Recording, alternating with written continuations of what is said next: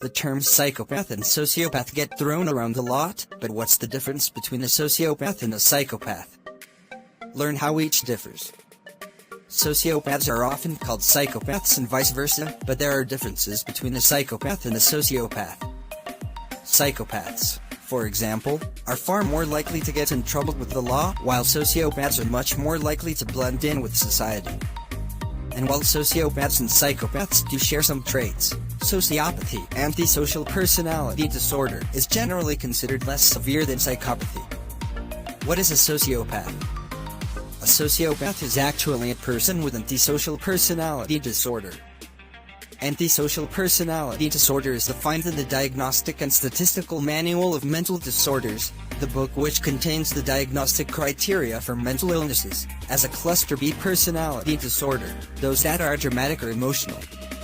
While sociopathy can only be diagnosed at the age of 18 or above, the following must be present before the age of 15 for the diagnosis: repeated violations of the law, pervasive lying and deception, physical aggressiveness, reckless disregard for safety of self or others, consistent irresponsibility in work and family environments, and a lack of remorse.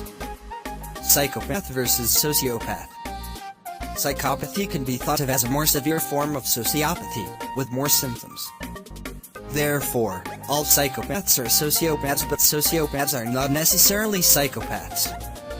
According to the Society for the Study of Psychopathy, psychopath traits include lack of guilt, lack of remorse, lack of empathy, lack of deep emotional attachments, narcissism, superficial charm, dishonesty, manipulativeness, reckless risk-taking behavior. Moreover, approximately 93% of psychopaths are in the criminal justice system.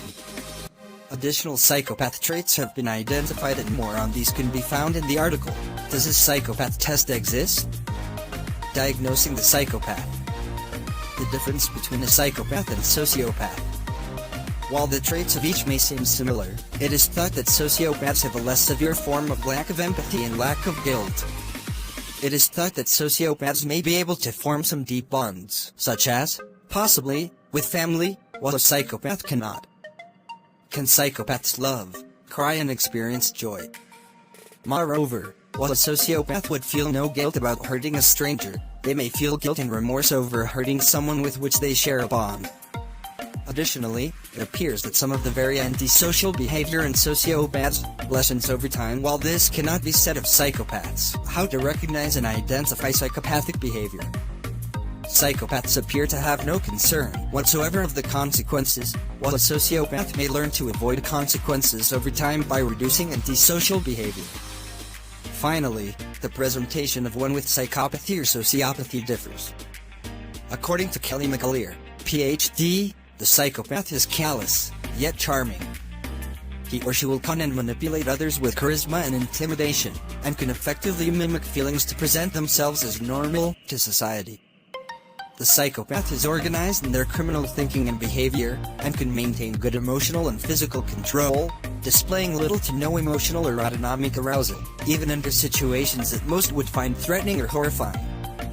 The psychopath is keenly aware that what he or she is doing is wrong, but does not care. Conversely, the sociopath is less organized in his or her demeanor. He or she might be nervous, easily agitated, and quick to display anger. A sociopath is more likely to spontaneously act out in inappropriate ways without thinking through the consequences.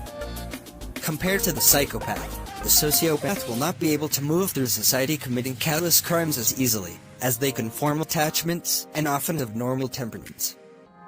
Both psychopaths and sociopaths are capable of committing horrific crimes, but a sociopath is less likely to commit them against those with whom there is a bond.